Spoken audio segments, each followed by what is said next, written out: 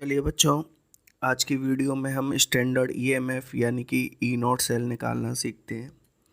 तो standard EMF क्या होता है बच्चों? स्टैंडर्ड ईएमएफ होता है standard oxidation potential of anode plus standard reduction potential of cathode.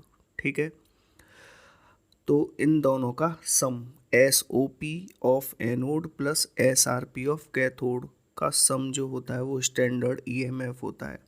अब क्योंकि आपको पता है कि standard oxidation potential is equal to negative of standard reduction potential, इसलिए हम क्या करेंगे कि यहाँ पर जो ये टर्म लिखा हुआ है S O P of anode, इसको हम क्या लिख सकते हैं? Minus of S R P of anode. ठीक है, तो इससे हमारा स्टैंडर्ड ईएमएफ का जो फॉर्मूला है वो आ जाएगा S R P of cathode minus S R P of anode. इसी को फॉर्मूला के फॉर्म में लिखें तो वो हो जाएगा स्टैंडर्ड ईएमएफ को हम लिख सकते हैं ई नॉट सेल, और S R P of cathode को हम लिख सकते हैं ई नॉट कैथोड, और S R P of anode को लिख सकते हैं हम ई नॉट एनोड। यानी E naught cell is equal to E naught cathode minus E naught anode. Clear है यहाँ तक? उसके बाद नेक्स्ट है कि हम किसी भी रिडॉक्स रिएक्शन की स्पॉन्टेनिटी को कैसे पता करेंगे। ठीक है, कि कोई भी रिडॉक्स रिएक्शन स्पॉन्टेनियस है या नहीं। स्पॉन्टेनियस का मतलब कोई भी रिडॉक्स रिएक्शन पॉसिबल है या नहीं, उसको पता करने के लिए हम उस रिडॉक्स रिएक्शन का ईएमएफ कैलकुलेट करेंगे। अगर ईएमएफ पॉजिटिव आता है तो वो रिडॉक्स रिएक्शन स्पॉन्टेनियस है, अदरवाइज नॉट। तो इसके लिए हम एक क्वेश्चन करते हैं और उससे ये बात समझ में आएगी। क्वेश्चन क्या है बच्चों? क्वेश्चन है predict whether zinc and silver react with 1 m sulphuric acid to give out hydrogen gas और नॉट। यानी हमें ये पता करना है कि जिंक और सिल्वर 1 मोलर सल्फ्यूरिक एसिड के साथ रिएक्ट करके हाइड्रोजन गैस इवॉल्व करता है या नहीं। और हमें क्या क्या गिवन है? एक तो S R P of zinc given है -0.76 वोल्ट, और S R P of silver given है 0.80 वोल्ट। क्लियर है? तो सबसे पहले हम ये पता करते हैं कि क्या जिंक H2SO4 के साथ रिएक्ट करके हाइड्रोजन गैस रिलीज करता है या नहीं। तो अगर हम थोड़ी देर के लिए मान के चलते हैं कि Zn और H2SO4 आपस में रिएक्ट कर रहे हैं और हाइड्रोजन गैस रिलीज़ कर रहे हैं, तो उनके बीच में जो रिएक्शन होगी वो क्या होगी? Zn plus H2SO4 gives ZnSO4 plus H2। इसी को हम आयनिक फॉर्म में कैसे लिख सकते हैं? Zn प्लस 2H पॉजिटिव, यानी H2SO4 से रिलीज हुए ये 2H positive, it will give you Zn2 positive. ये कहाँ से रिलीज हुए? ZnSO4 से, प्लस H2। क्लियर है? तो अब आप देख भी पा रहे होंगे इस रिएक्शन में zinc is converted into zinc ion, तो ये ऑक्सीडेशन है, और यहाँ पर H positive ion converted into H2, ये रिडक्शन है। ठीक है, तो हम सबसे पहले ई नॉट सेल कैलकुलेट करते हैं, यानी स्टैंडर्ड ईएमएफ कैलकुलेट करते हैं। उसका फॉर्मूला होता है E naught cathode minus E naught anode.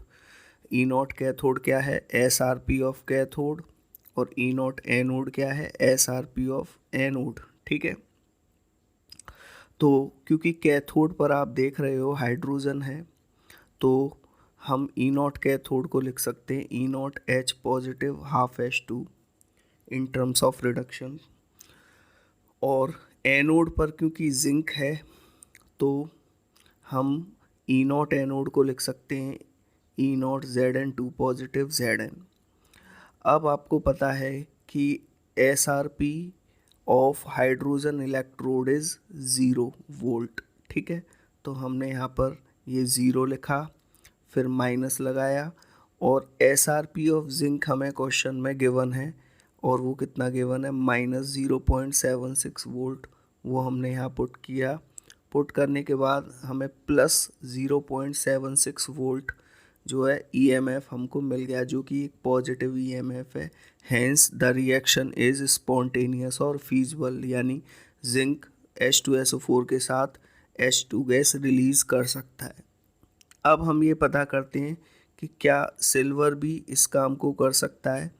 तो सिल्वर और H2SO4 के बीच की जो रिएक्शन है वो है 2Ag plus H2SO4 gives Ag2SO4 plus H2। इसी इक्वेशन को आयनिक फॉर्म में हम लिख सकते हैं 2Ag plus 2H positive gives 2Ag positive plus H2। यहाँ तक समझ में आया। अब आप देख रहे हो यहाँ पर Ag पॉजिटिव में कन्वर्ट हुआ है, ये ऑक्सीडेशन है जो एनोड पर होगी, जबकि H पॉजिटिव H2 में कन्वर्ट हुआ है, ये रिडक्शन है, ये कैथोड पर होगा।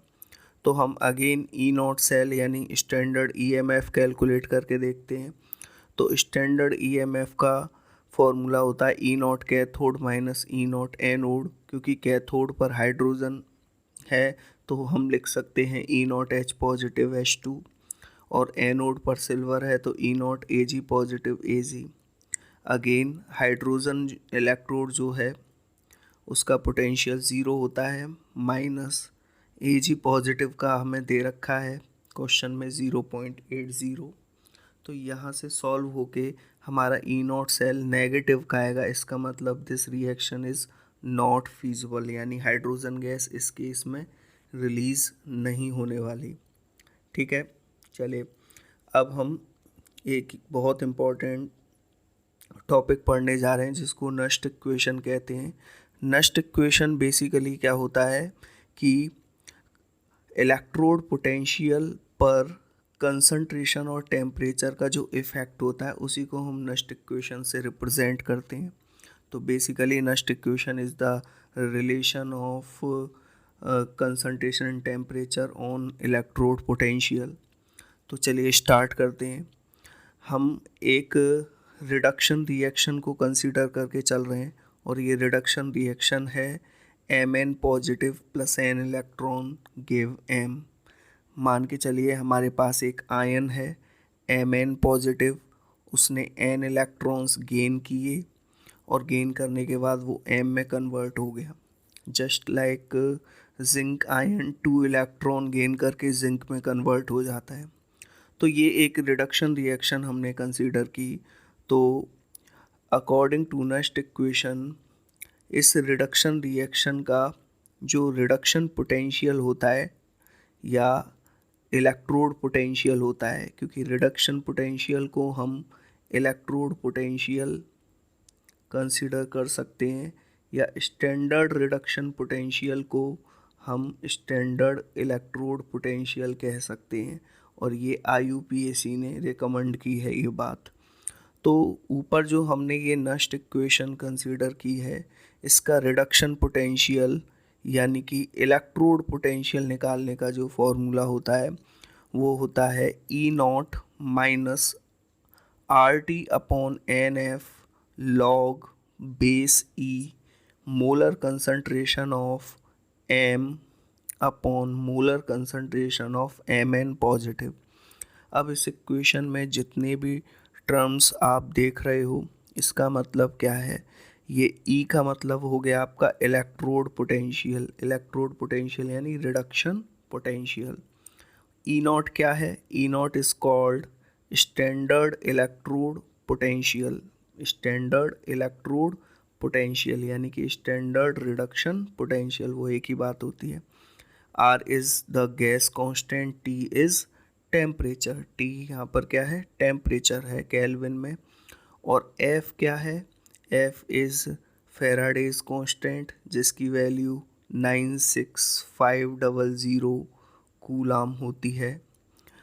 और N क्या है, number of electrons involve in reduction reaction.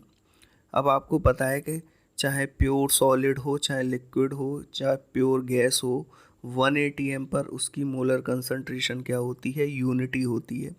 इसलिए यहाँ पर जो ये आपको दिखाई दे रहा है this is molar concentration of M, इसकी वैल्यू को हम क्या पुट कर देंगे, इसकी वैल्यू को 1 पुट कर देंगे। ठीक है, तो मोलर कंसंट्रेशन ऑफ एम को 1 पुट करने के बाद हमारे पास इक्वेशन आ जाएगी E equal to E naught minus R T upon N F log 1 upon molar concentration of M N positive. अब देखिए लॉग का बेस E है, इसको बेस 10 में कन्वर्ट करने के लिए यहाँ 2.303 का मल्टीप्लाई हो जाएगा, यानी हमने सिर्फ बेस कन्वर्जन किया है, लॉग बेस ई को बेस 10 में कन्वर्ट किया है, तो 2.303 का मल्टीप्लाई कर दिया। ठीक है, उसके बाद आर की जो वैल्यू होती है वो हमने पुट करी। आर की वैल्यू कितनी होती है बच्चों? 8.314 जूल पर केल्विन पर मोल, ये आर की वैल्यू होती है। ठीक है बच्चों, एफ की वैल्यू पुट कर दी और टेम्परेचर रखा हमने 298 केल्विन। ये तीनों वैल्यूज़ पुट करने के बाद फाइनली आपके पास एक इक्वेशन आती है which is called E equal to E naught minus 0.0591 upon N log 1 upon molar concentration of Mn positive. This equation is called Nernst equation. ठीक है, नस्ट इक्वेशन की एप्लीकेशन क्या है उसको हम समझते हैं। तो नस्ट इक्वेशन को हम कहाँ कहाँ अप्लाई कर सकते हैं, जैसे कि हमारे पास एक डैनियल सेल है, पहले भी पढ़ा हुआ है आपने डैनियल सेल, प्रीवियस वीडियो में मैंने बताया था। तो डैनियल सेल के अंदर जो केमिकल रिएक्शन होती है वो होती है Zn plus Cu2 positive gives Zn2 positive plus Cu। Clear है? यहाँ पर जिंक का ऑक्सीडेशन और कॉपर आयन का क्या हो रहा है? रिडक्शन हो रहा है। ठीक है ना?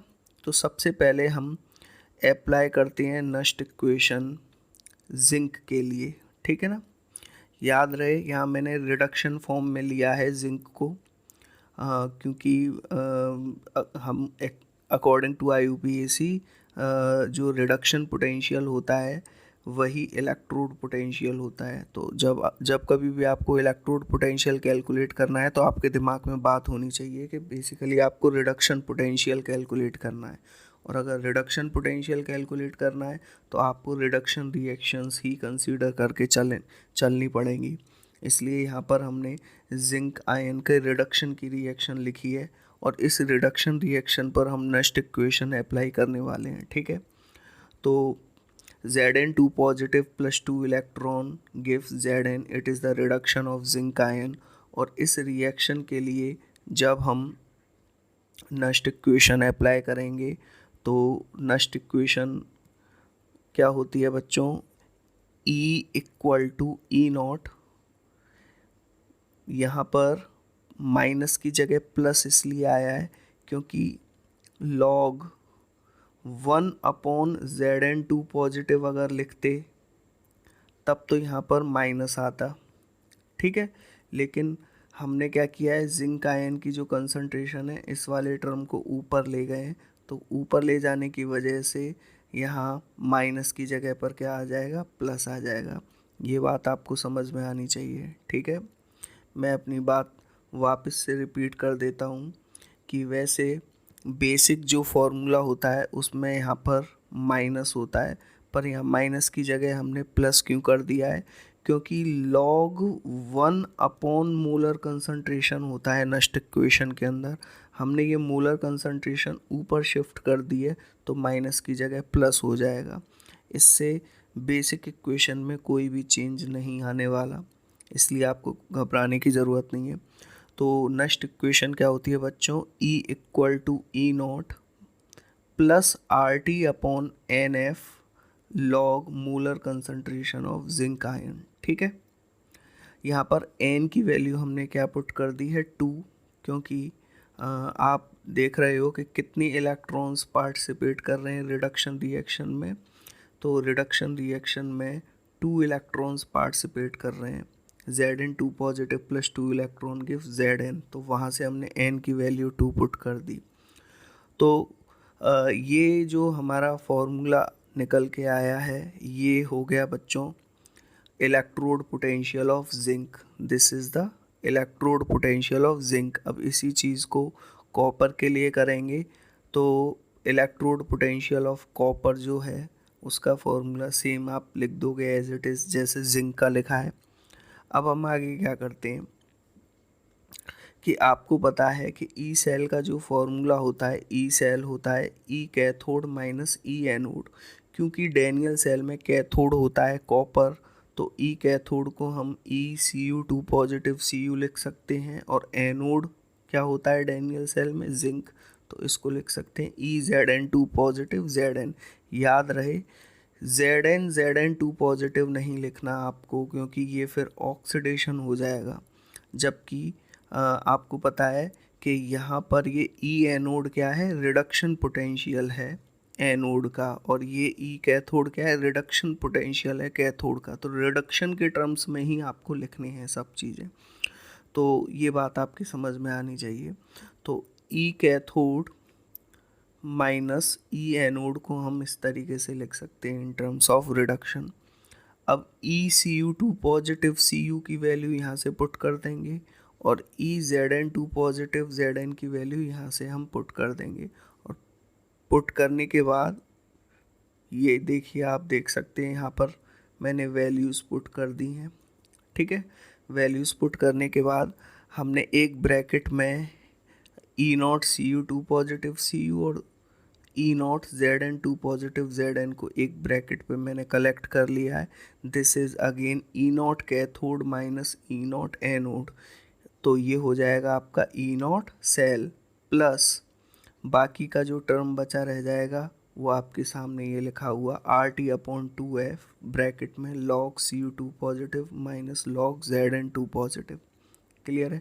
उसके बाद फिर आपको एक फॉर्मूला पता होना चाहिए कि log A minus log B क्या होता है, log A/B होता है, ठीक है। वापस से आपको बता रहा हूँ कि यहाँ पर क्या हुआ है, यहाँ एक फॉर्मूला लगाया है हमने, log A minus log B is equal to log A/B, ठीक है।